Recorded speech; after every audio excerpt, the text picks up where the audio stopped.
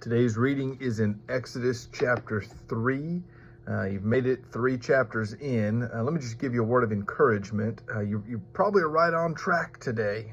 3 for 3, feeling good. Maybe you've already gotten behind. If you've not gotten behind yet, let me warn you, it happens. And so when we read the Bible together, it's not important that we're hitting benchmarks or checking things off. There's makeup days on the weekend. Don't rush through things. If you fall behind, be behind and catch up when you can. Or if you need to skip ahead and join us, that's okay too. The important thing is that we're in the Word every single day. And so today we're in Exodus chapter 3, the story of the burning bush and God initially calling Moses.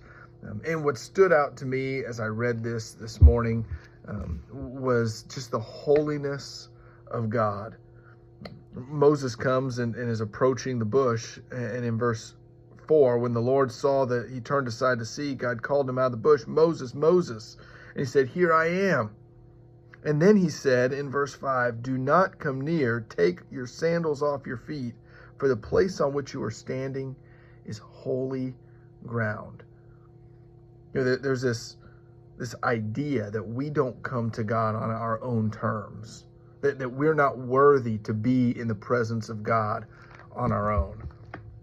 And Moses is actually going to write about this. God's going to tell more of this to Moses as the book goes on, especially towards the end. There's a very holy understanding of how we approach God. And so this morning, I just took time to pray and reflect on God's holiness, His goodness, my unworthiness, and yet He still loves and calls me by name.